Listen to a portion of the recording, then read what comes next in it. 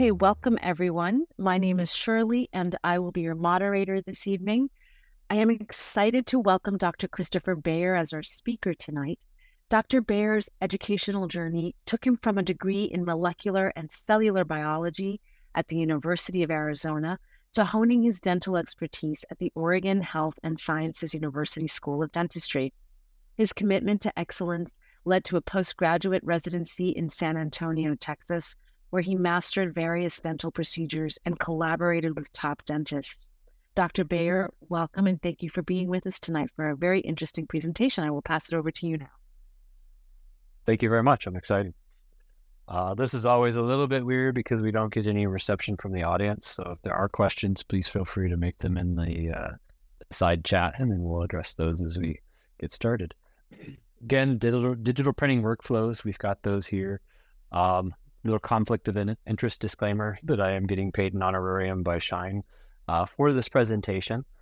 So I wanted to disclose that. A little bit about me beyond what was already introduced is I've been a long-time digital dentist. I practice in a small town south of Denver called Lone Tree in Colorado. I've been using digital dental technologies in my practice since about 2008. In our practice, we utilize milling, printing, digital designing. We have cone beam technology. I've always been an early technology adopter, and so that's been a critical component to the way that I've practiced over almost a span of 20 years now. The learning objectives we kind of go through here. We've got a wide array of topics to have to get through. We're going to try to not bore you, but also not go too fast with everything that we have to cover. And so one of the things that I think is important, especially with this quote for any of you that know Sean Garrity, the technology you use impresses no one. It's that experience that you create with it is everything. And I really feel like that holds true in the practice because a lot of people don't really know what technologies are available in dentistry, and they may not necessarily know the technology in your practice that might make it different from your neighbor or the practice up or down the street. So it's just going to be that experience that you create with that technology. And the technologies that are available now, especially scanning, allows us to interact with patients in a way that many of us probably aren't familiar with. And maybe in ways that you haven't utilized before or even thought about. So we'll start with the digital workflow fundamentals. Right now, I know kind of it's a quick way that we'll do a quick survey to see who currently has a scanner. We'll give you about 20, 30 seconds to chime in on that, and then they'll let me know just so we can kind of tailor this presentation for you guys.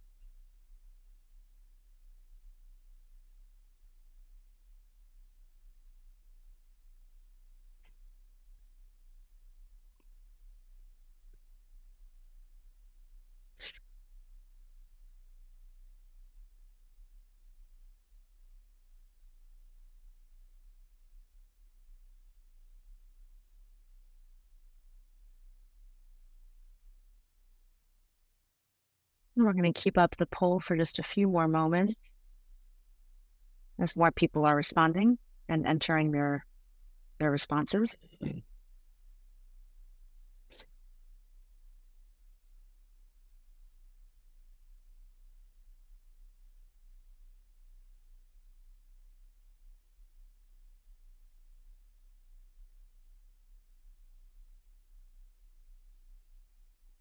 Ten more seconds. Answers are still coming in.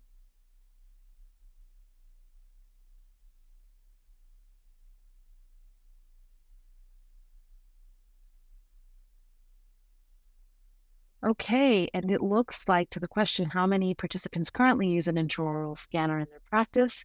The majority use one. 60% of our participants this evening use one, 40% do not. Nice. Okay. Perfect. Yes. And just see if we, and then currently we would like to know how many people have a 3D printer, but if we have at least 60% of people using an intraoral scanner, that's probably enough information for now. So we'll just jump in. So evolution is imminent and it's incredibly efficient. So it sounds like a majority of you are already kind of on board going from the analog world into the digital. So traditional versus digital workflows. When we start to break that down, this is kind of what it looks like. As many of us are already aware on the left, traditionally you do an alginate or PVS impression, plaster model, send that off to the lab, they design and cast, manual finish, you'd send it off from the lab to the dental office, and then we could come in and then deliver the appliance, the crown, whatever we would need to. So with digital workflows, we start with a digital scan, and that can be sent off to the lab just through the internet. And then we get on to appliance design, whether it's 3D printed, milled, whatever that technology would be. And then it comes back to the practice for appliance delivery. If you're utilizing 3D printing in the practice, a lot of times the lab can just expedite that by sending you the digital file that you'll then be digitally printing in your office. And a lot of the labs that we know of have been offering discounts off of their fees because they're not having to go through the expense of having FedEx, UPS, or whomever, or a courier if they're a local lab, to send that off to your practice. So when you're looking at traditional impressions, if you really want to change your workflow, a lot of times people will ask, why should I change it? If I'm going through and PVS works for me, then why should I go digital? So it could be a lot easier. It could be more predictable. And digital scanning, in my opinion, is a lot more exciting than just taking a PVS impression. There's a lot less stress that's involved. So when you start to set up a digital workflow, it's always best to have a digital intraoral scanner. You can always have a benchtop scanner. That would work as well too. If you're just not wanting to invest in an intraoral scanner, you're still comfortable with a PVS impression and feel like you can do that best, you could definitely go that route. There's a number of benchtop scanners that you could put in your practice that work really well. Some of the cone beam machines will actually digitize a PVS impression. You can put that in there in the scanning mode and it'll scan it and create an STL file. There's powder versus powder free. Majority of the systems out there are powder free now. They've evolved to the point where they've actually gotten a lot better and not have to use powder. There are some limited instances where we still have some titanium dioxide powder on hand just in case. You can also go with closed systems versus open systems. And by that, we mean that if it's a closed system, you have to stay within that environment. You are restricted from exporting some of those native files out to be able to send them to different labs. So if you're a user of, some other systems, if it's closed, you're not going to be able to export the file to send it to your lab. Or if you wanted to export it to be able to do some design in your practice, manipulate that file, be able to do, say, like a digital wax up, you're not necessarily going to be able to do that. And some of them have a pay to play, what we like to call. So if you want to export it, you're going to pay a fee just to export that file so that you can then manipulate it or send it off to somebody. Some of the systems will have a monthly fee versus no fee. And obviously, everybody wants to avoid monthly fees so that you're not paying for that in addition to the scanner.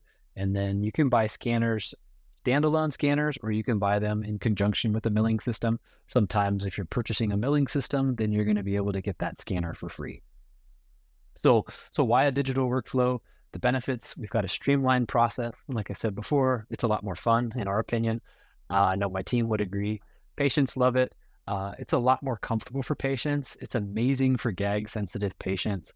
That's been probably one of the biggest comments for people. And I've gotten a number of referrals from other practices and even patients that have come in and said, I don't want to get a night guard because I know that you got to do that stupid gooey stuff. And that just makes me throw up even when I think about it. And when you can tell them that you can do a digital impression, that you're not going to have to put any of that in there and you're able to do it without them gagging, it's amazing. And we've had patients that have told their friends or family members, and they've come in just saying, hey, we heard you had the digital impressioning system. Can you do that for me? And that's great. And even if you have a patient that has a really hard time, this morning we had a patient who medically they're compromised. They have a hard time sitting still. They have a tremor. And so we were able to start and stop our scanner pretty quickly. So, we can get in there, kind of scan for a few seconds, come back, stop, scan for a few seconds, and we're able to capture things. And with an impression, that can be a really hard thing to do. If you put all that gooey material in there and you're trying to hold it steady and the patient's shaking or trembling around in there, that can be really challenging to get a good impression. So the benefits continued here would be it's high tech. I feel that the data's come out that it can actually be more accurate if done correctly versus the standard methods. Again, it has to be done correctly. The scan flow has to be optimized for your particular scanner, that scan path. And so you have to make sure that everybody's trained to do that correctly in the practice. Patients can interact with the digital model on the screen. Patients really appreciate that, especially if you have a touch screen monitor for your scanner. Patients can come in, they can manipulate that with their fingers and kind of spin it around. You can spin it around. There's a little wow factor with that. Start looking at things, expand it, contract it. And so people can see their teeth larger than life. They really appreciate that, and it becomes an incredible communication tool. And I think we've probably sold more dentistry from patients looking at scans of their teeth and saying, does my tooth really look like that? Especially if it's in color. They'll be like, oh, wow, I knew it was dark, but is it really that dark? Or does it really look that way? Yeah, there's stain that's in there. I really don't like that. Or even there, they have a crown that they've always hated, and then they're able to look at it and say, yeah, that really does look bad. Does it really look that way? I think the staff and doctor really enjoy that. I think the technology for the I hate to say younger generations, but the younger people that we have in our practice that have come into dental assisting have really grasped that technology. They're used to using their phones. They're used to using digital technology in their lives. And so they really appreciate that when it carries over into work.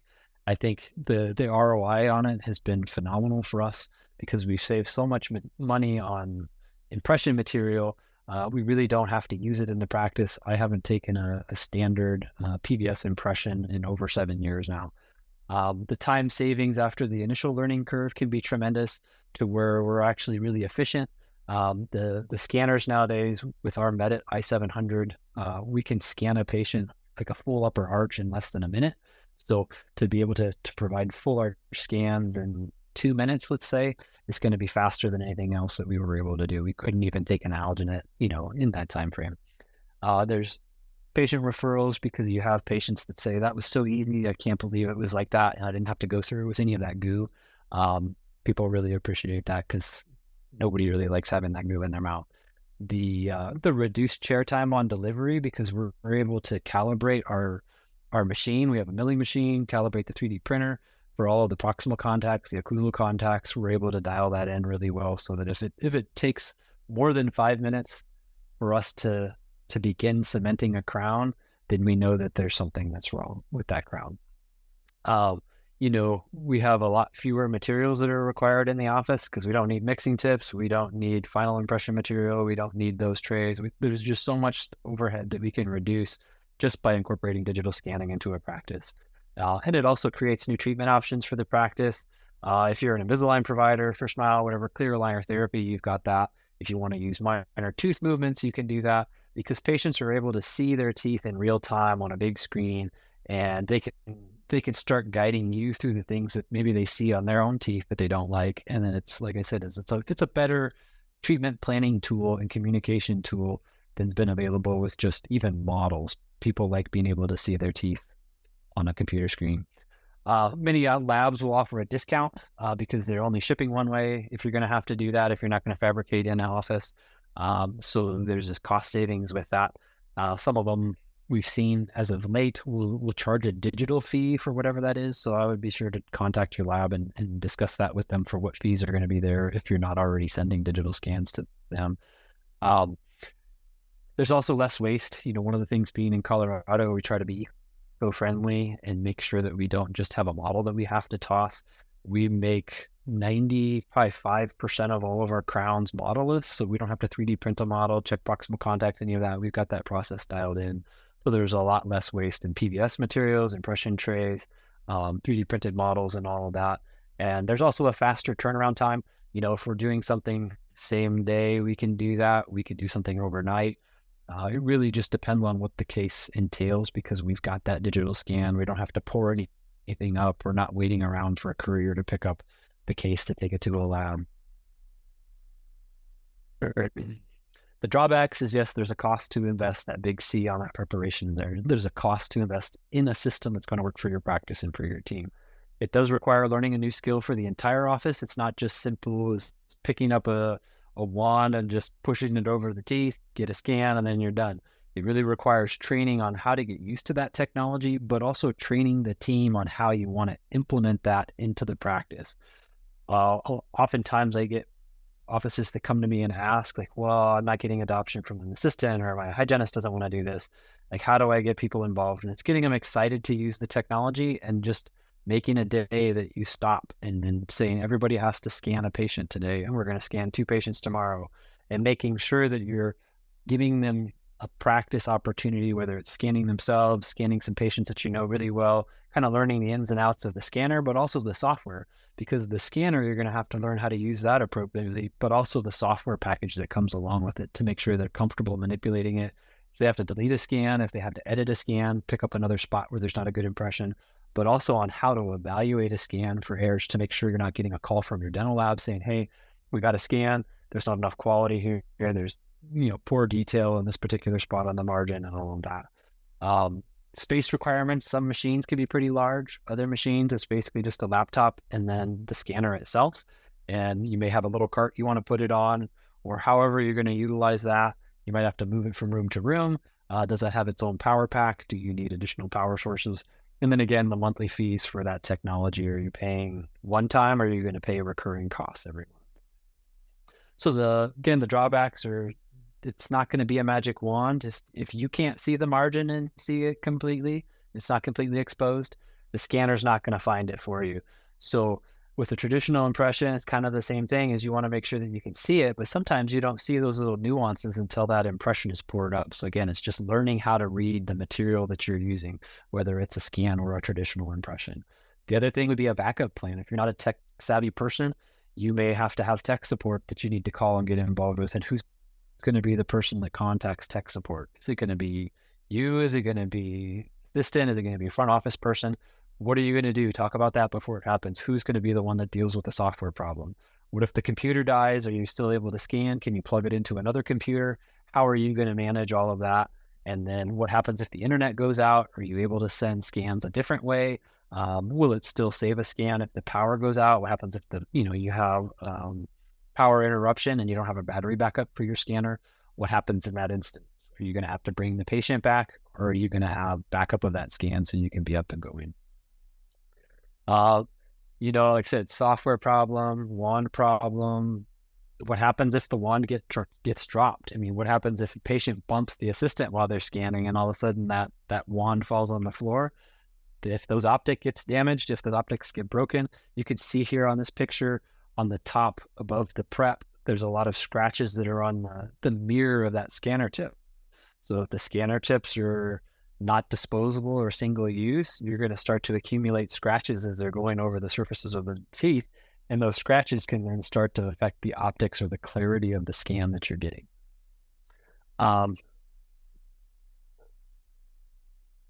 Sometimes too, you have to think, if you have powder, we used to have a 3M system where if we ran out of powder, that scanner was really non-functional.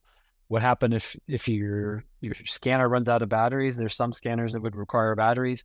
If you have a powder gun that you're using to apply powder, what happens if the tip of that gets plugged and you get a big burst of powder onto the tooth? How are you going to manage that? The other thing would be degraded tips. Are you going to train your team? Hey, if the tip looks like this, if we're starting to get condensation on it behind the mirror, you got to look at that stuff, because if they're starting to tell you that the scanner's not working, you've got to learn to troubleshoot all of these digital problems that can start to develop. And then staff turnover. One of the biggest things that I get from offices is what happens if a team member leaves. We've had a transition kind of post-COVID where there's been a huge turnover in team members from different teams. So if that key person in your office who is the best scanner leaves, are you going to be the one that trains the new person if you're maybe a single doc and single assistant? What if somebody goes on maternity leave? Are they going to have enough time to train somebody? And you got to have that plan in motion. And are you going to have support from the company that you bought the scanner from? Or are you going to have somebody else that can come in and train your team members if you're not comfortable being able to do that? And then sometimes like this, if you have somebody, maybe if your cleaning service came in and then kind of dislocated the cord that was their team member, and so maybe it's not connected and your scanner is not getting power. How are you going to manage that? Are you comfortable taking the scanner apart to try to fix that? Is it a bigger issue? You just kind of have to have a backup plan and think through all of these things. So the materials that you can print in-house, you've got all of these things here. If you've got a digital printer, these are some of the things that we can talk about if you're interested. So just kind of jumping right in, models are usually the first thing that I tell people to start with. That's an easy thing to be able to do if you're wanting to do diagnostic models. If you're coming from a scanning world and you're trying to delve into that digital world where you've got something physical to be able to hand patients, And, maybe you got a model you want to give to a patient, say, hey, we did this scan. We've got this model that you can take home to show your husband or, wife, all of these things, significant other. If you want to take that home to show them, this is kind of what we're looking at. So it all starts with a scan. With our Medit, scanning is super fast. So like I said, this is all real time. We can come in, we can do this scan really quickly. This is what my assistant will do, or our hygienist can come in and accomplish this really pretty quickly. For those of you that don't scan, this is kind of a future process for you. And you can see how quickly this acquires. You can change it to acquire in color. In this particular mode, we find that it's pretty easy for patients to kind of watch, for the assistant to be able to pick up on things. Visually, it's a nice representation of what we have. So this is what our acquisition screen looks like. So we can prep a whole entire lower arch. We can associate that with the upper arch and begin to be able to fabricate restorations that are there. So with scanning, you can fabricate all of these things from clear aligners, whitening trays, occlusal guards, prepped models. You can make temporaries that are there on the top right, and permanent crowns and bridges. You can 3D print your own demo models. We find that this is really useful, especially in our neck of the woods. We can teach auxiliaries on how to place fillings. You can teach them a number of different things. You can teach them about anatomy. These are nice models to be able to print so that you're not going out and buying expensive models. If you're wanting to print the examples of preparations, implant crowns and all that, same thing. You can use that as a way to circumvent purchasing them from a manufacturer where they can be really expensive. So if you've already got a case that you prepped and you're like, hey, you know what? I'd like to be able to showcase a bridge, an onlay, an inlay. You can just have, the model reprinted. You could even print the restorations if you want, because those are considerably less expensive than having a ceramic restoration. But if your lab or yourself are capable of being able to do a restoration, you can have that and it'll fit on one of the models that you've 3D printed. So with printing, what you see is what you get, especially with our Medit software. The design is really simple. We can design this model and place it on an articulator. We can name the model. We can put the patient's name on there. We can put the appliance that we're looking at. If you wanted to put, like an example for a crown, instead of having night guard listed on there, you could just put crown, implant supported bridge, whatever you wanted, you could have that on there to be able to showcase your work to patients so that they have a better understanding of what treatment you're talking about. So this is our scanning setup. A lot of people will ask exactly what we have. So we've got a Medit i700 wireless and a Medit i700 wired. Both of them have pluses and minuses, but they're basically the same scanner. Just one has a wire and one doesn't. And this is our 3D printing setup. We've got a Formlabs Form 3B Plus. We've got resin tanks. We have a Form Wash, a Form Cure. We also have a Form Fast Cure, which is in the picture, but we had to put that in a separate spot just because of countertop space. But that's been an incredible addition to the practice.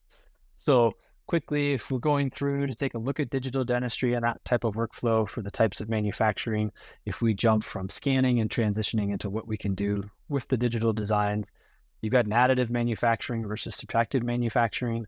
So subtractive, you're basically cutting things away. Additive, 3D printing, that's the additive method where you're building things basically drop by drop.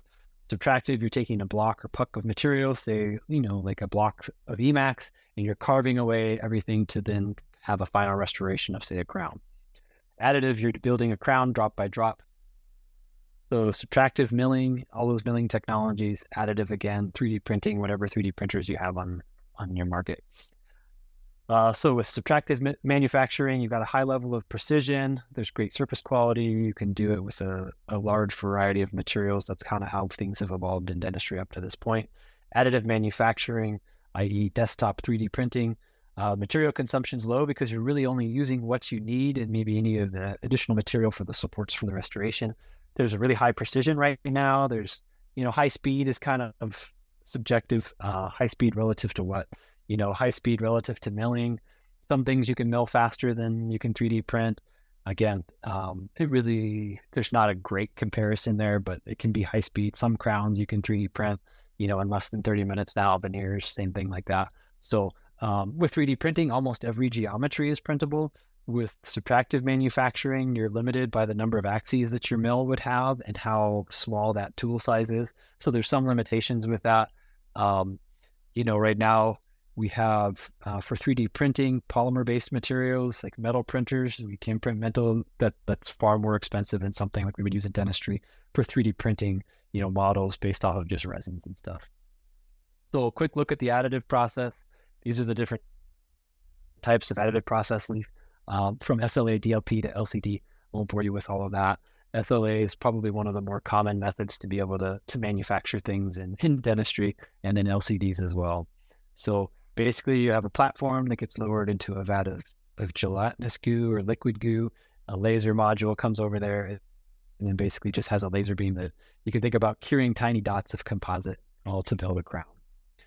And then there's different resolutions as far as the 3D printing. You're looking at all of that. So this is basically the way that the laser path scans to be able to create those layers. So we can go from like 100 microns to 200 microns, and not every printer is the same. So that's one of the things you want to look at, is the resolution that you can print with that particular printer. Then you've got vertical resolution in 3D printing, also known as the layer thickness or layer height. And that's basically the taller the layers, the more distance there is between there, the less accuracy, less detail that you're going to be able to have in there, the less accurate that final finish is going to be. The smaller the layers, the tighter that pit is, and the easier you're going to have. You're not going to have lines on your crown, say, when you're finished. You're not going to have to polish all of that out. Laser spot size, that's basically kind of, if you have a bigger beam, you're going to be able to cure a lot larger piece, but you're not going to be able to cure all those little smaller things. So you're not going to be able to get as much of that fine detail in things. So considerations for optimal outcomes when we're looking at things, again, just that digital workflow going from scanning to planning and design on into printing and then delivering the restoration. Scanning, obviously, that's what we're looking at doing in the practice. Planning and design may be something that you want to do, or you're outsourcing that to a lab. And then printing is something that maybe you're going to have in your office if you don't have that capability. And then delivering, you're obviously doing that right now.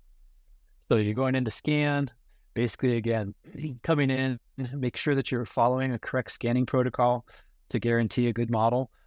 Otherwise, your lab, or when you come in to fabricate your restoration in-house, you're going to find out that that's not good, and you're going to have to go back and rescan.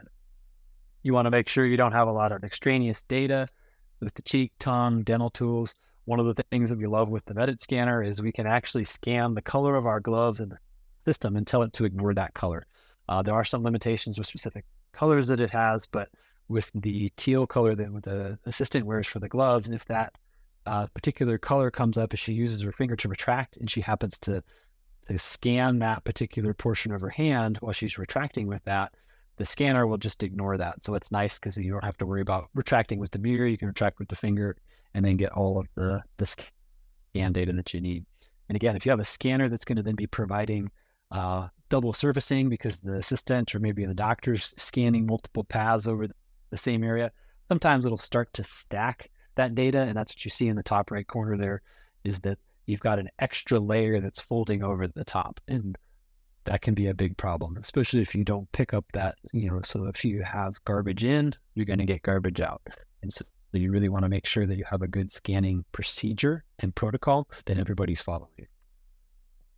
If you have bad case preparation, if you have a lot of retraction cord fibers that are getting in the way, you have contamination with saliva, blood, all of that, the scanner's not going to see through that. A lot of scanners will reflect back on that, and you're going to have holes in the scan.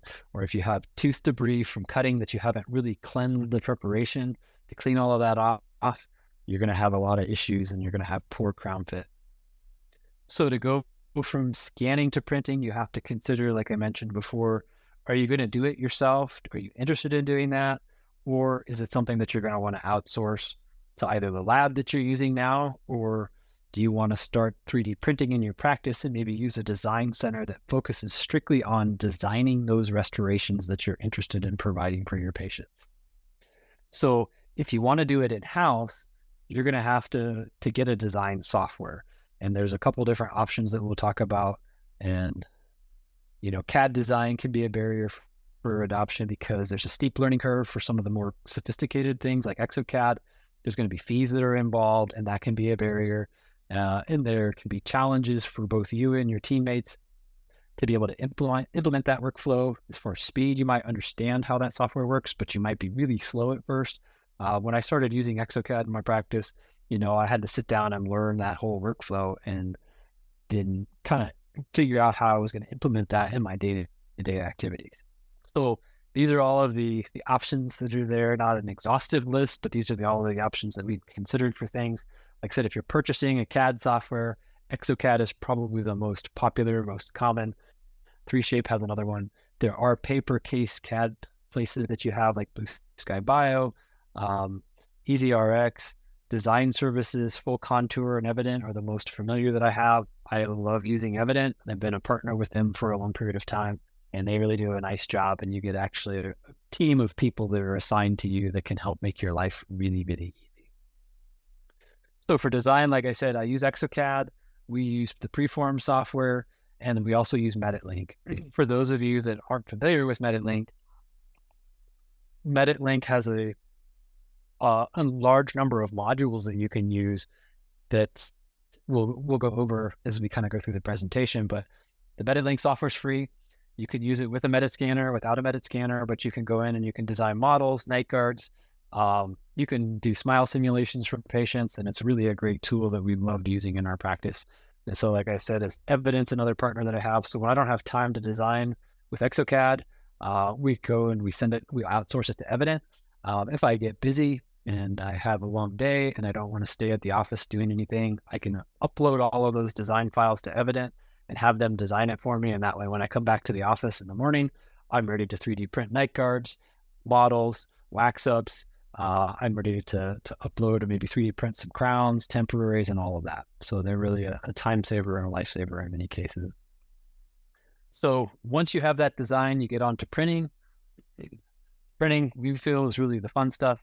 My assistant has really enjoyed getting in there and being able to use the printer to be able to see a design come out of essentially just this little tub of liquid. So how do you choose a material for your dental applications? Well, you have to look at what you need to print and will it be in contact with tissue? Because if it's going to be in contact with tissue like a night guard, that's going to be a different material than what you would use for, say, a dental model that's not going to come in contact, hopefully, with any patient tissue. And then how critical is the accuracy for the application, and how fast do you need to deliver something? So special note on biocompatible materials is make sure that you're reading through the manufacturer recommendations for what they got FDA approval on for that material. You need to make sure you're avoiding cross-contamination amongst the materials. You want to make sure you're using a separate washing tank or washing procedure for all biocompatible materials so that it's not getting contaminated with other materials that aren't meant for the body. So you want to make sure, as far as accuracy goes, do you need to print a dental model at 50 microns if it's just going to be for patient demonstration purposes? No, you don't. You could print that at 200 microns. That's very easy. We use 200 microns for making orthodontic aligners for those models, and then we can do a clear suck down tray over the top of that, and they fit perfectly. We don't need to go through the accuracy of a 50 micron model because that's going to fit way too tight, and you're going to have a patient that probably has a challenge getting that aligner off, and it's going to lock into the undercuts way more than you need to. So again, we're coming back to that screen where we're talking about the layers, 50 microns, on the right-hand side versus 200 microns on the left-hand side. That's kind of a comparison of what we're looking for. And again, how fast do we need to deliver it? A lot of times that can depend upon the print orientation that you have. Print orientation is also something that can be material dependent and design dependent. Some materials, like our 3D printed splints, need to be printed at an optimal 45-degree angle versus printing a model. We can do that completely horizontal so that the base is down, and then we're going to print upwards from there. So again, the nice thing with one of the newer versions of the Preform software from Formlabs is that the new software has a dental-specific workspace that will actually do it for you based upon the material that you're selecting to be able to print. So it'll actually orient all of those models for you, so you're not having to go in there and manually go in and do that. So, but do make sure you're knowing the orientation that's recommended based on the specific printer that you're going to be using. So printing in my practice is the most common way that we use the Preform printer. You got to make sure that the software that you have is going to be compatible with whatever computer systems you have in your practice and whatever operating system you're going to be running that particular software on. The nice thing too is they have free updates, so we get a little notification when we log in. to say there's an update available. Do you want to update or not? Pretty much like all those other things, but you want to make sure, again, that you're not having to pay for any additional things that are coming into the software. There are softwares that are like that, where you have additional modules you have to do. But the preform software is also very intuitive. My last assistant that we just trained, it took her probably no more than 20 minutes to learn the ins and outs of how to use this and where everything is. Like I said, it's a super simple software to be able to use, and especially with the workflow changes that they have for their dental specific workspace, it's very nice. So you're going to export your files as either an OBJ file, HTML file, the two most common ones. It really just depends on what you're able to export from your system. There are PLY files that you can take out, and you can manipulate those pretty much the same if you're using something like exocad. But you'll have to ask your lab or the company that you're going to purchase a 3D printer from to see exactly what files are compatible with those printers. Again, preform we have because we use that. So you're going to set up your printing parameters by selecting your printer material, the layer height that you want, name your work. So again, this is kind of a glimpse at the workflow. We're looking at all of that stuff here. You can see the menu at the bottom for all of the different resins that we have, and there's a few more that have been released since the slide was added on there. You can choose your layer height. There's also a new setting for being able to do what's called fast arches, where we can print an arch, or probably almost 4 arches in under 10 minutes, 4 complete arches with their fast arch setting that's in there. And one feature that we particularly love is remote printing. So if I have the printer loaded with a particular material, or if you have multiple Formlabs printers, you can have them set up with different materials, but you can actually do work from home. So if somebody calls you on the weekend and you need to 3D print a model for Monday morning, because you're going to do a suck down and maybe some type of a temporary matrix where you want to make them a night guard, you have a printer with the night guard material loaded, you have a design, you can actually send that to the printer and it'll print remotely, and it can be ready for you whenever you head into the office or a team member heads into the office to be able to just start the process for being able to go in there. So it's really cool. You can also check the dashboard settings to see any of the prints that you've done. If there's something that you need to reprint, there have been times I've been out of the office and my assistant says, hey, look, so-and-so needs a new night guard, her dog ate it. To say, hey, you know what? This is pretty simple. Just load up the night guard material and we get the file, and I'll throw it to the printer, and then you can go ahead and take care of the rest. It's going to be done in 30 minutes. So it's a nice way to be able to do things. Scan the model options, so you can convert 3D scan files directly in Preform to be able to go in and print the model. You don't need any other additional software. You can just print the model directly from that. So that's a nice feature that they have. The Medit model builder app, like we were talking about, that's a quick and easy free way to be able to have models for your practice. So if you're still not 100% sure that you want to be able to integrate all of this in there, you still want a physical model to mount on an articulator to send to the lab, or to be able to show patients kind of your traditional way of looking at things, you can do that. You can 3D print a model, mount it on the articulator, and you can go from there. But like I said, we can design this and print this all in less than probably 12 minutes to be able to have a physical model that's in there. So if one of my hygienists or assistants scans a patient in hygiene, we can have whitening trays, a retainer, anything, pretty much any appliance like that we can fabricate with a suck down. We can have that ready for them before they even leave the hygiene chair. So it increases revenue. If they're saying, hey, you know what, Mrs. Jones wants to whiten her teeth before she does the veneer up front or before she gets composites replaced, hey, we can make those retainers for you before you leave, and then you don't have to come back for a separate visit. So you printed something, and now what? Things that people don't like to talk about is that post-processing process where you need to wash those parts. Right now, probably the most common way is to wash them with isopropyl alcohol. There's different protocols for different resins that you're using, so you want to make sure you're following that based on their recommendations for that. And then you've got to cure the parts. So you've got to cure all of that resin that's on the surface to harden the model, to maybe harden the crown material. You want to go through all of that manufacturer recommendation. Like I said, we've traditionally used the form cure. We now have a fast cure that we use, which dramatically cuts the time down. You can see that it's a significant time savings. Where with draft resin, we've gone from 5 minutes to 1 minute. For a permanent crown, it used to take 50 minutes to cure that resin, and now we can have that permanent crown ready to cement after 5 minutes of curing time. Polishing and trimming, that's basically the post-processing things that we need to do for appliances and stuff, and then we can deliver the print, whether it's a clear aligner, a retainer, occlusal guard, And then this was just a simple video that I'm not going to play just for time, where that appliance just snapped in. We 3D printed my assistant a night guard that she designed using the Medit software. This was just a case in point for her to be able to go in and, like I said, I won't show that, but she just popped it in there. No adjustments were needed, and we were ready to go. So another component is just the practice management and team implementation side. How do you successfully integrate that in your practice? Especially with 3D printing and scanning, you just have to have buy-in. It's the same for scanning as it is for 3D printing. You have to make the team buy in towards any significant step in digital dentistry, make it a team conversation, see what their willingness is, see what their technical ability is. If you have somebody who is maybe a past dental technician, that's obviously ideal, but that's not going to be everybody's true case. But if you have somebody who's really good at video games, they're probably going to be really good with the digital side of things for scanning as well as 3D printing. But ease of use is critical to team adoption. If you have software that's complicated, you're going to have people pushing back because they're not going to want to spend the time just to learn how to do something. It's going to be very rare. And I think the quality of the training that you receive is also going to be critical. You can't just buy something and expect that the team's going to figure it out. You have to have a plan in place where you've talked to them before, maybe allow them to guide you on, hey, what do you guys think is going to be the best way to implement this? I want to do scanning because I want to be able to show patients this.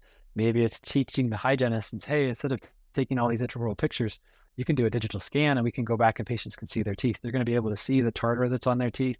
You want to take a couple pictures with our scanner, it turns into an HD camera, so we can just check a button while they're scanning, take a couple pictures of teeth, go right back to scanning and show the patient, and we can actually showcase that on a patient screen. So team considerations for adoption, it's basically just for the practice. You're kind of looking at all of those things. Are you going to have it in multiple operatories? You're going to have one scanning operatory? Is there going to be a huge learning curve? How are you going to manage the tissue, saliva, all of that stuff? And then for the dental lab, what softwares does your dental lab use? Is it going to be compatible with the scanner that you have? Make sure that you're not just buying a scanner and then sending it to your lab and the lab says, hey, we don't accept that file format. That's not something that we like. Some labs like particular scanners. Some labs don't like other scanners, so they might badmouth the scanner. They might tell you you're not using it correctly, and that's going to cause frustration for you and also for the team members. Again, if you're planning on using your software or your scanner in conjunction with a software, you want to make sure that the scans that you're getting, you can export them into a file format that your scanner software is going to be able to use, as well as the design software. So you can buy these softwares. They can be kind of expensive. You can also send it to the design centers, and then you're basically kind of doing a paper case model.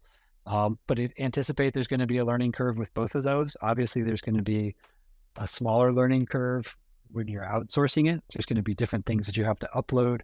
You may be able to just send those scans directly to the design center, and basically it's just like sending a lab case off. Other ones, you're going to have to export scans out, then upload them, design whatever, fill out your lab slip, and kind of go from there. What happens if you start to get too busy, if you're doing stuff in-house? Are you going to have an outsourcing partner that you can kind of lean on to help? Or maybe the more complex cases that you don't want to design. So I would recommend that you start with the easiest applications, kind of focus on one primary use first. Don't be the jack of all trades for 3D printing right out of the gate. It'll also help you with the overhead for the resins that you're going to need to use. But if you're 3D printing things like models and night cards, your ROI on your printer is going to be pretty fast. Again, just establishing a workflow, you kind of want to dial that in. So how I do it in my daily routine, we have our practice, patient comes in, we're going to use our intraoral scan. We might be doing a CBCT scan if we're doing anything for implants, looking at root canals, things like that. We don't do any manual impressions anymore, but that is an option that some people would take. We'll design restorations in CAD software. We'll then go to 3D printed or mill it, and then we can carry out the treatment. Option 2, if you're using the dental lab, that's listed there. So we've got that. But basics for an in-office setup for success, got your scanner, then it can go through all of this 3D printing workflow for your CAD CAM station, your printer, your post-processing area for like your wash and your cure, tank storage, and then miscellaneous storage for things. This is just an ideal kind of layout that we had for our lab to be able to make sure that we had enough space so that we weren't trying to put the printer up front, maybe the wash over in the break room, and then the curing oven in the operatory. You want to kind of keep everything close. implementation, where you want to clearly outline what roles each team member is going to have, and then do you have enough team members? Do you need to get an extra person, or are you going to have one person that's responsible for specific types of appliances? You're going to train one person that's going to do it all. They're going to be the master printer, and then they're going to be the one that's cleaning up the prints and then fabricating the final appliance. So pick an application. Like I said, the easiest, your most inefficient, unreliable, or expensive application. You can pick that, but I think the easiest is generally the best. You've got models that you can print. So you don't really need CAD. Like I said, you can use the Medit software. If you can export an object file, STL file, you can import it into the Medit Link software and design these models. The team's going to love to be able to do this. There's really not much other than just printing it, taking it to wash it, cure it. You can do a suck down to be able to make whitening trays, retainers, and things like that. So the ROI is going to be pretty quick. Models are super cheap to print. Design and test the workflows, hopefully when you're not busy, obviously giving positive reinforcement to your team members. Make sure that they're doing the protocols correctly, and not hovering around, but just making sure that they're all involved in that process. And I think, the easiest thing is, hey, have the team members scan themselves, have the team members go through print models, make whitening trays for themselves, make a retainer for themselves or a family member, and do that. So it's start small and scale everything up. So use your models for core applications and work your way up to occlusal splints and surgical guides. And then kind of the next layer, more advanced option, is provisionals, dentures, and all of that stuff. Post-processing workflows, you've got to have all of the correct equipment for whatever you're going to be doing for post-processing. So if you're going to be using things like permanent crown resins, you want to make sure that if you're having to air abrade things, you've got the proper powders for air abrasion that the manufacturer recommends. Then once you've done really well, like I said, you're probably going to find you want more than one 3D printer. So you're not doing resin changes all the time. So if you have one that's strictly printing models, one's going to be printing night guards, and maybe a third one prints crown and bridge. Or if you're printing night guards a lot and you're printing final restorations, temporary restorations, you're going to use the printer there, because once that printer starts, you're not going to be able to stop and do a resin change to be able to print with another material. So now, some cases, we're looking at occlusal splints. You've got to have a design software, or you could got to be able to outsource that. So this is a case where we had a young gentleman who'd come in from a pediatric dentist. Parents were not aware that he was grinding his teeth.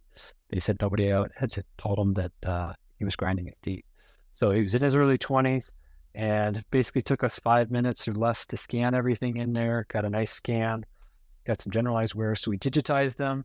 You can use whatever scanner you want. The scanner's not really the critical part there. And we delegate that to a team member. So I don't even have to be in the room. I just look at the scan just to make sure we've got everything. There's no impression to pour. If there's a spot on here that we don't like, we can just digitally go in, snip it out, have my assistant rescan that particular spot. Patient moves, yawns, whatever, they can just go back and pick up that scan. So there's really no retakes that we have to do. There's just a rescan, and that doesn't cost you anything. There's no additional material or money that's involved with that. So again, we've got the Medit Link software in here. This is just kind of view of what it looks like. We've got raw data, all of the STL scans that are there, and we kind of move on. In this instance, we used Medit's native application for being able to design a splint using their AI to be able to do that. You also, one of the nice things is you can give it feedback when you go to deliver a splint, if it fit well, if it was loose, if it was too tight, and the software will automatically adjust it based off of what you say. So it'll change the offset so that it'll either fit tighter or looser for the next one that you design. So if you 3D printed it, you're like, yeah, it's way too tight, you can come back, you can 3D print another one for the patient, and minimal cost involved. You're not having to send it back to the lab for a remake. So here you just select which arch you want the splint for, confirm it. It'll ask if you've got a database of scans for a patient. If you're working on something, say you're doing a full mouth rehab, you've got multiple scans in here, you would just select the final scans that you want to use for the maxilla and the mandible, confirm it, and then it'll quickly come in. You can set the amount of separation that you want for bite opening. With the Medit software, you can actually scan different bite jaw records. So you have that in there, and it'll actually take that into account when you go to design the splint. So again, the AI designs it really quickly. It probably takes less than 15, 20 seconds to do that. And then you can customize the occlusion however you would like. You can customize it if you want an anterior ramp. You can just design it by adding material that's on there. And then my team members are delegated to do this. We've shown them what we want, kind of have a picture, so they've gotten the gist of what we want for the splint. Once that's done, we export the file and we can send it directly to the preform software to be able to go ahead and start 3D printing it. So this is kind of what it looks like on those teeth. The scan to design, with the scan and the design, they usually do that in under 10 minutes. You can also outsource it, so you can export the files, send it directly to Evident. We can send it to them. If we schedule the case, they can usually design it within an hour. If not, then we just scan the patient, send it off to Evident, and then the next morning we'll have the design for whatever we want. We can just upload it to the 3D printer. So this is kind of what it looks like from a design service standpoint. Many design services are similar to where they've got an upload feature, and then you're going to select basically doing a digital lab slip for the type of appliance that you want, go through, add in particulars about it. You can even tell them what 3D printer you have, and they can nest the file for you. So that basically you just double click on the file, it opens it up into the workspace that you're going to be using, and then you just hit print. You can go through. 3Shape has a module where you can actually pay 3Shape to do it, to design it for you. They use AI.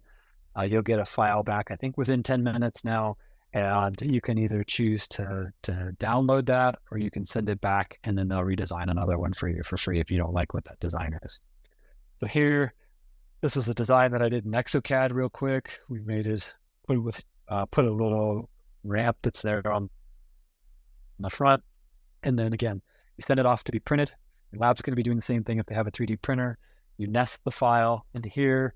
It's just printed horizontally. Ideally, we would have that at a 45-degree angle. On the right-hand side there, you've got some details for what it's anticipating that the time would be. Here, the material is not selected appropriately, so it's going to print it out of black resin, which isn't what we would print our occlusal splints in, but you select that.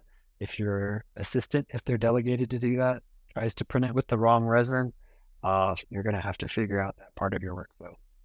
So here, this is just an occlusal splint that's printed in the Formlabs clear resin version 2. You can see it looks really nice. It's been polished up just from the printing process and washing it. Final finishing, we use all of this here. We're basically going to go in and section it off, section off those little supports. Some of the supports now, they've tweaked it so that the supports are pretty minimal, and a lot of times you don't have to section it. You can just twist the bottom on that platform, and then the supports pop off, and then you just got the rest of your splint. The top right corner there, those are the Scotch-Brite little puffs. Those work incredibly well for being able to just polish up the outside surface of the splints if you need them. So again, if you've got those little bumps that are on there, you can trim those off just with the carbide. You can use some of these denture polishing points if you want to create a nice little smooth surface, or just some flour of pumice and then another polishing agent that's on there. So our workflow, we design it in 10 minutes in-house. We can export it to the software for printing. It takes about 45 minutes on average to 3D print the splint. We're looking with the form wash for about 15 minutes, soaking it in fresh alcohol for 5 minutes, drying that off with compressed air. Or fast cure can cure it in 6 minutes, and then final trimming and polishing in about 5 minutes. So splint delivery, we can do same day, but generally we plan on next day if it's not something where a patient's in pain. So we had a minimal adjustment to that ramp, and then we've got a 5-minute insert appointment because that splint just pops right in. We can come in and start adjusting the contacts that we need to. And then if the patient wants a second one, it's just easy to print it again. That STL then becomes a permanent part of their chart. So if we ever need to go back and archive that or unarchive it, we know exactly where it is. The cost to print that, with that particular resin, we use roughly 13 milliliters of that. Cost per milliliter is 35 cents per milliliter. So the total cost for that splint, since we designed it ourselves, ended up being less than $5. On to 3D printed temporaries and final restorations. When we're looking at that, we can do it for single units or bridges, natural teeth, or even implant abutments. Not the implant abutment itself, but 2 implants. So that's been a really cost-effective way, especially if you're doing anything with failing implants and you have to take a crown off and then do anything to the implant. and you want something to be pretty inexpensive for a patient, you can just 3D print a crown to go back on over the top of that. And then that way they're not investing in a brand new crown that's ceramic. So like I said, it can be cost effective. It can also be delegated. So my assistant knows how to design these in the Medit software to be able to do these quickly. And then the design can also be outsourced to somebody like Additive. So you can design it in this Medit link software. You can see basically going in there, and then this is what it looks like when it comes out and it's printed. This was a temporary restoration for a patient. We're going to wash it in the alcohol for 3 minutes. That's what it looks like when it comes out from the 3D printer on the left. And then once it's been washed, we'll either let it air dry for 30 minutes or spray it with compressed air just to dry it off. And you can see it gets kind of a frosty white appearance. Cure for 6 minutes in the fast cure. Again, if we were doing this with the traditional cure, it's going to take, I think, about 50 minutes to be able to do that. Basically, just cut these little supports off. We're going to hit it with our air abrasion unit, and then you can come in for just some final polishing. With the Schein polish, we found we don't even have to glaze it. If we want to characterize it, we can stain and glaze it with the Kerr stain and glaze kit. So you basically have a 3D printed temp for delivery after we've done some crown lengthening. Patient walks out, and these are very cost effective because the cost to print the temp shell was 65 cents. The cost to be able to do it, just kind of looking at the same volume, when we fractionated that out for a traditional bisacryl temporary material, is $3.57. So when you're looking at that, there's a significant cost savings if you're doing these pretty routine. Like, it might not seem like a difference between 65 cents and maybe a little less than $4 is that significant. But when you average that out over the number of crowns you do per month or per year, it's a significant cost savings. So here's a clinical case that we had. We had a patient that came in. We were going to be replacing some old mismatched ceramic crowns that somebody had done with another in-office milling machine with Emax, and she really wasn't happy with them. Didn't like the looks of them because they didn't blend in. So we were trying to find a way to be able to do this because she had just had them done in the last 12 months, and we said we could do it. Actually, they were less than 4 months. So I knew they were very old, but so she came in like that. Said, you know what? I think we've got a way that we could do something a little more cost effective for you since you just spent all this money.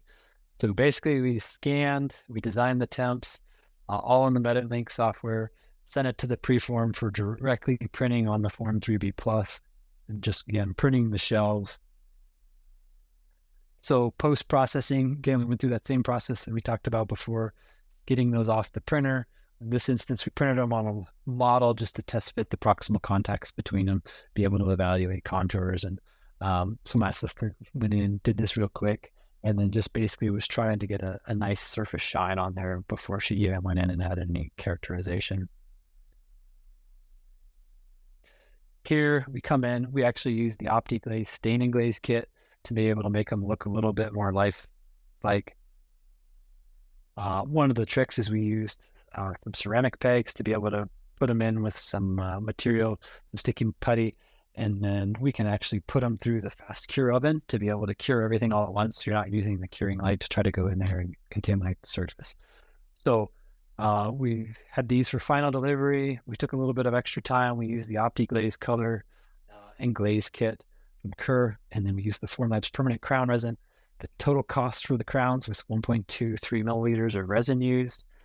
Cost us $1.82 for these 2 crowns, plus time and obviously labor for materials. And I think had a pretty nice result with that. So again, here's the breakdown. Here's kind of the schematics and stuff that we pulled from the computer.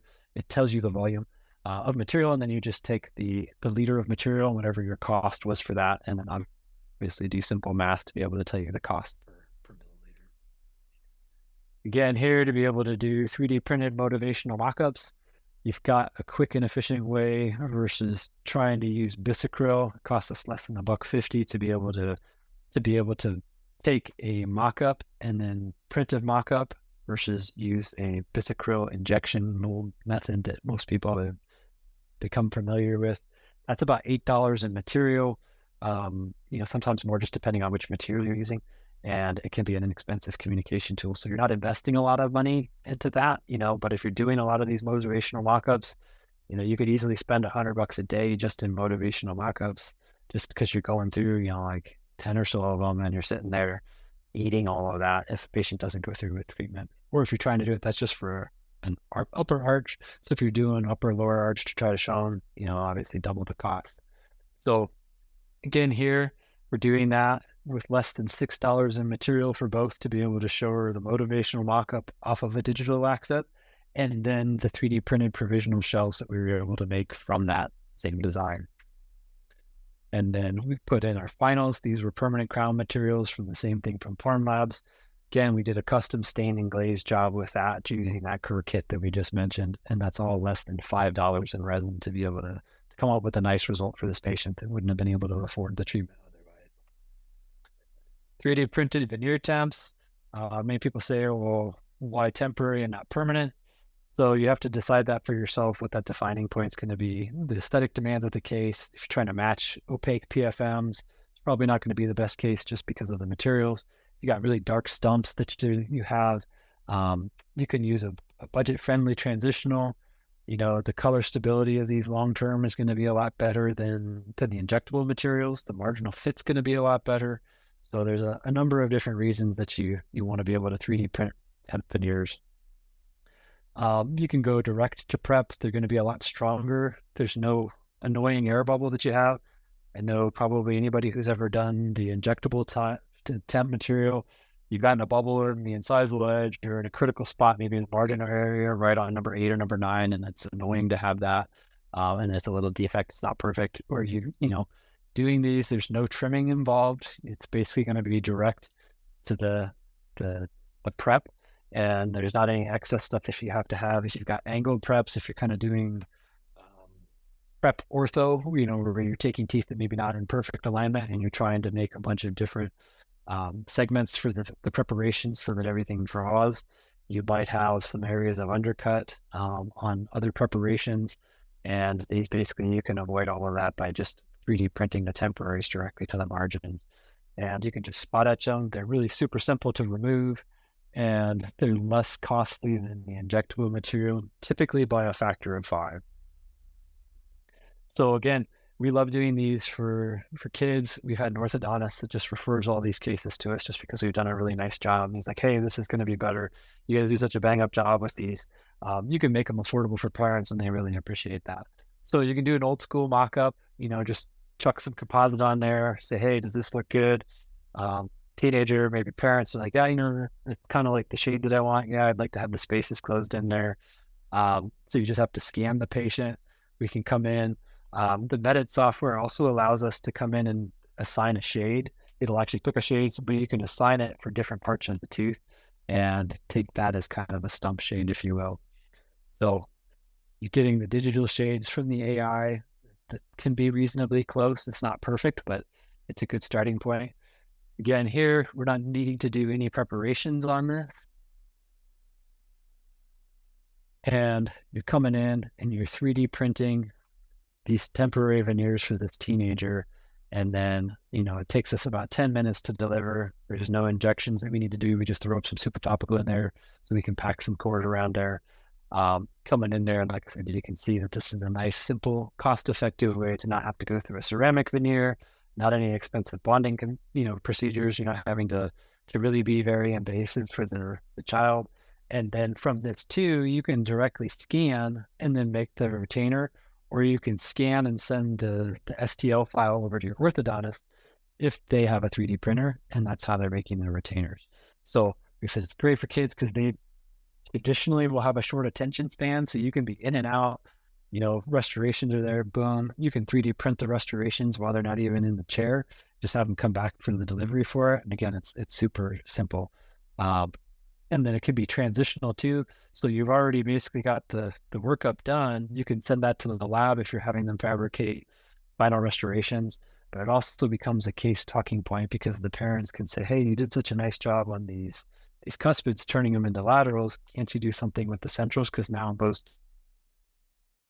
don't match. And that can also be done with the diagnostic wax up that you make off of that scan. So cost, time, effectiveness for printed veneers: time to scan 3 minutes, time to design 5 minutes. Took less than 30 minutes to print. 20 minutes for all the post-processing stuff, less than 5 minutes to seat, and all for 32 cents worth of resin. Again, 3D printing for ortho cases has been huge because you're able to provide these types of appliances, that can be pretty expensive for families that are trying to juggle multiple kids in ortho, or if they're missing tooth and they're trying to figure out, hey, this is just going to be a temporary restoration until they grow. Even for adults, if they have things that they need, you're able to provide these much more efficiently than you could with traditional methods. And sometimes, like in this case, they might see that they're missing that tooth, but maybe they want to do something to that contralateral tooth over there so it can help promote some treatment there as well. Again, we can design this Maryland bridge, just a single wing that's going to be on that ponic, and 3D print that, get it ready to bond in place. Things dehydrate a little bit here, but you can see that they elected to go forward after we did a digital mock-up of number 10 to say, hey, look, this is going to balance things out a little bit more. So again, 30-minute chair time for bonding, a minute to refine the scan for the new clear retainer for them. We basically just cut those 2 spots out in the scan, pick those up with the scanner, and then we were able to 3D print a model in 10 minutes, make a quick suck down, and he had a new retainer. He was super excited. Parents were very happy they didn't have to bring him back for another appointment because they'd had multiple appointments with the debonding and everything. So they were able to get all of that together, and it's cost effective. You're able to provide that in-house if you have a 3D printer. We were able to do everything in less than a week. So all just from one scan. We did a Maryland bridge, veneer, retainer, and a mouth guard. So that's super cost effective. Last one here, we got some bonded veneers before senior picks. Typical teenage patient emergency where they said, hey, you know what? We've got to get her in. She has senior pictures tomorrow. Is there anything you can do? I said, yeah, we have this scan. Maybe, give me a little bit of time. We'll design these. So I quickly designed them in Exocad, printed them on the Formlabs printer. She came in. They were printed with the permanent crown and bridge resin. We were able to deliver these. You can see a little bit of bleeding just from some cord that we packed in there, and she was super happy. 3D printed temps, again, for something like this, we're doing an extraction. We extracted that number 18 there, and we're able to provide a provisional bridge to be able to go in there, and that was way stronger than anything that we could have done that was injectable, and that saved a lot of chair time, and the anatomy was excellent, and it costs way less than a traditional injectable temporary. And then we were able to mill the final bridge off of the same temporary design, and because we knew that the occlusion was good, we were able to drop the bridge in. No adjustment was needed. We had all the correct occlusal contacts. So how would you want to manage this? If you're going to go in and prep this, would you want to have something that you could just deliver by injecting and trimming and doing all of that? Or would you like something that you could just drop in? Like I said, is injecting it can get messy. You got to trim all this. You got to hope it draws, lines up, that you can get it all out in one piece. But you can also have the temporary just drop in like this and have it sitting on all of the preps. And that's basically just making a temporary that's 3D printed. That's an easy day. And if you know that you like that design, you can come in, you can translate it into the final restoration and then just make the final restoration out of ceramic. Or you could 3D print a final. So the breakdown for that pre-op scan done by the assistant, you can either design it yourself, outsource it. $5 to $10 a tooth is typical. If you're going to print 7 crowns, total volumes listed there, you to do a temporary with that same design would cost you a little less than $5. If you're using the permanent resin, you could print it all for less than $7. Again, 3D printed crowns to implants, you can decide whether you want to use a permanent resin or temporary resin, depending on the indication and what your purpose is going to be. You go direct to abutment, fits beautifully. The problem is you've got some limited shades that are available for right now, but the Formlabs permanent materials do a great job of blocking out that metal abutment so you don't see the gray show through. They're great for if you want to do it at the time of surgery. If you're doing implant surgeries, you drop your implant in, you could scan your scan body, and then you can go in and design something to go directly to that abutment if you have the ability to build abutments, or you can just use a preppable abutment, put that in there and scan that, and then make your temporary go directly to that. you have a questionable implant, maybe that comes back from the surgeon, or if you have one yourself, you can always put that on there as a temporary and say, hey, look, this is a permanent material. We're going to let this go for the first year and see how this does. And it's very cost effective. But just make sure you know what you're buying, because not all 3D printers are created equally. These two here, the one on the top is from one particular 3D printer. The other one is from our tried and true Form Labs. You can see on the right-hand side there that the level of detail there is not there with that particular printer.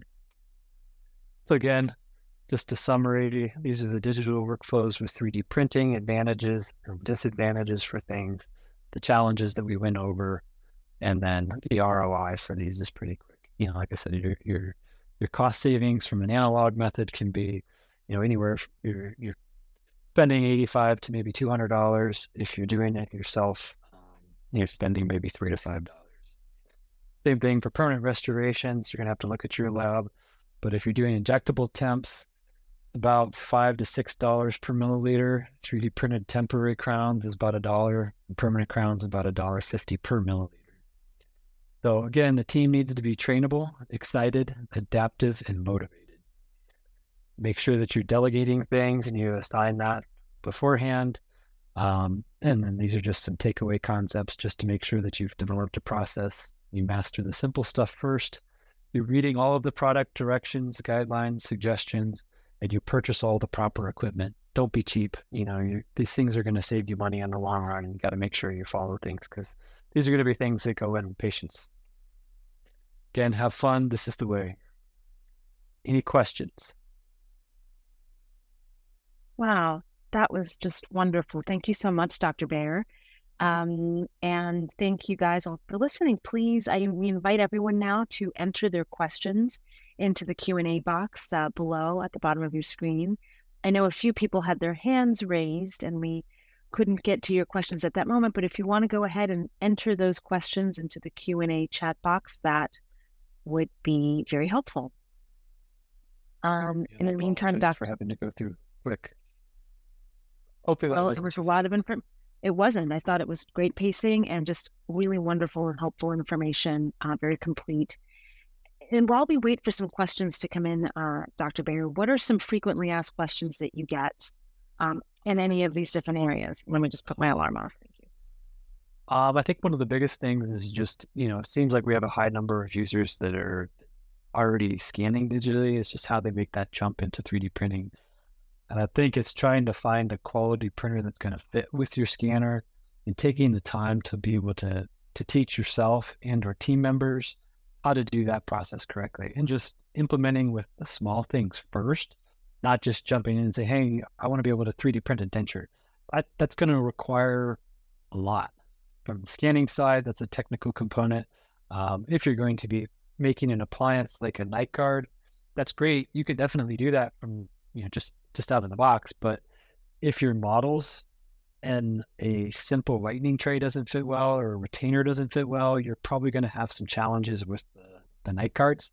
With a model, that's pretty straightforward. With a night guard, you're going to have to understand offsets and all of that for how tight that fit's going to be. How do you troubleshoot all of those issues that develop? What happens if you have a print that doesn't completely cure? What happens if there's what we call a misprint? How are you going to manage that? How are you going to figure out and troubleshoot how that went wrong, and how do you correct it? Great distinction. Sorry, go ahead, Dr. Baer, you think? I think that, just implementation is the other component that everybody always asks. Well, how do I get my staff to do this? How do I get the team members to do this? I think it's just making sure that they're motivated. And one of the things, I guess I didn't mention, early on when we started doing it, is I said, I have $100 bill here, and whoever can scan the patient the fastest at the end of 2 weeks, we're going to pick one patient that you both have to scan, and whoever scans that patient the fastest gets the $100. And so they were motivated to scan as many patients as they could. And that's part of our day-to-day workflow now, is we try to scan every patient that we can, because those scans can become communication tools. You have a patient that calls up a week or two later and says, hey, I know you told me about that scan. You can make me whitening trays. Is that still the case? Of course it is. It takes us 10 minutes to 3D print some models. It takes us another maybe 5 minutes to do suck downs and trim the whitening trays, and you can pick them up in a half hour. They'll be ready. People are like, really? It's going to be that fast? Yep, 100%. We'll have them ready for you when you swing by. It's just incredible. Dr. Baer, we do have a question here from Dr. Leslie Carpenter. Do you still have to prep the actual tooth before scanning? It depends on what you're going to be doing. Are you meaning for an appliance, for a temporary?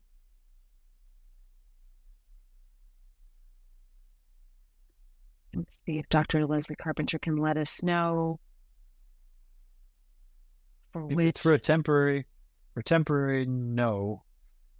You can always reline the shell. For a permanent crown, yes, you would still want to prep the tooth. Okay, thank you. Dr. Vona Effaturi, what printer would work with an iTero scanner? iTero scanner. An iTero scanner? With those, there's a number of printers that you could probably find. Basically, what you want to do is export the files there, and then you could use a Formlabs printer. We've used that before. You could use an Asiga would be another one. You could use a NextDent printer. There's a number of them that are out there. Great. This one's from an anonymous attendee. You say the quote-unquote team needs to be on board, but many of the skills you are listing for auxiliary are not legally allowed in every state. For example, scanning was only just approved for auxiliaries in Arizona in the last 24 months. Many states still don't allow this specifically, and specifically for final restorations or activating ortho appliance. As for design, many states only allowed certified lab tech or the dentist to design final type restorations. Why are these issues never discussed, and why do we lecture based as if all laws are the same for auxiliaries? So I guess you still have to check what's acceptable in your area and what's going to be legal in your state. And so we're speaking specifically for what I do in my practice, and what I do that works in my practice may not be something that you can do in your practice, depending on where you're located. And that would be something that you have to figure out for your own personal workflow. These are just my suggestions based on where we practice. So unfortunately, you'll have to figure that out, and we're just kind of lecturing in a general sense. I think that clarifies it well. Thank you, Dr. Baer. We do have a question here from, the question is not actually completely entered. So Dr. Carrie Gaunt, if you could kindly enter the rest of your question, then we can get to it.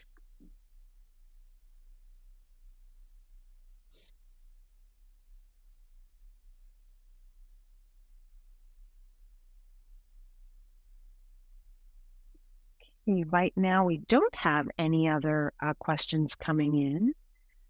We can also, unless you have any other points, Dr. Baer, or any other questions you're often bumping into or being asked, please let us know.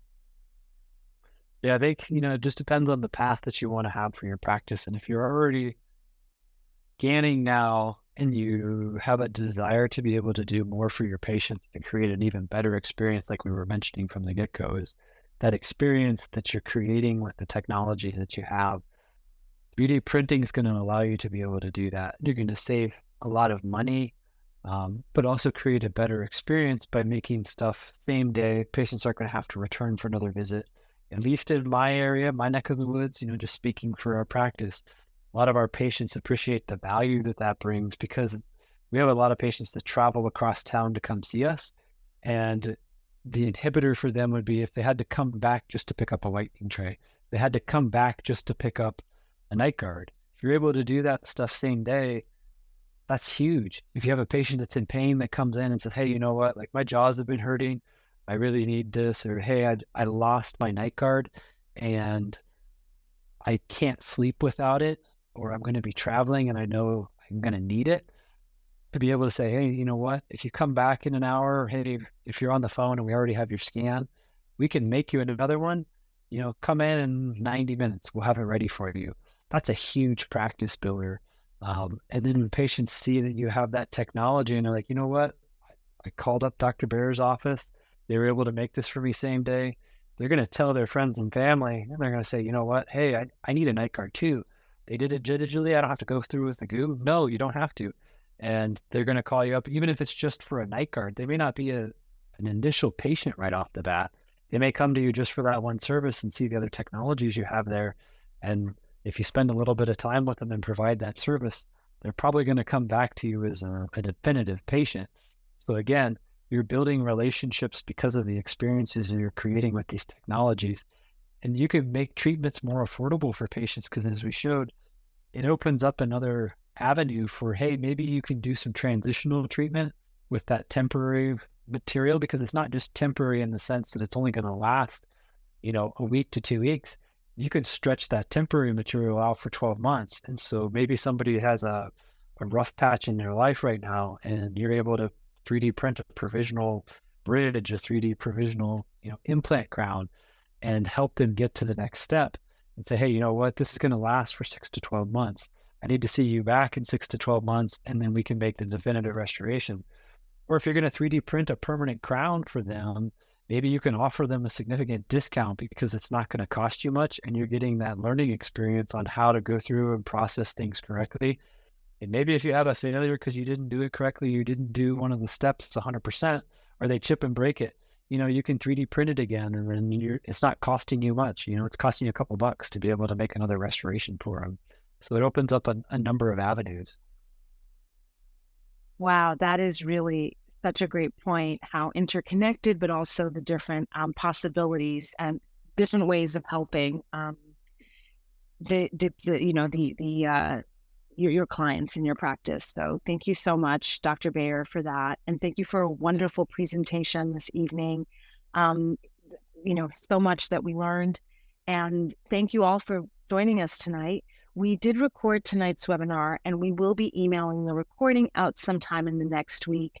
We'd love to get your feedback via our survey that's going to pop up on your screens very shortly. Thank you all for joining us tonight, and we look forward to seeing you on future webinars. Thank you again, Dr. Baer. That was really wonderful. Yeah, you bet. Thank you all for your time.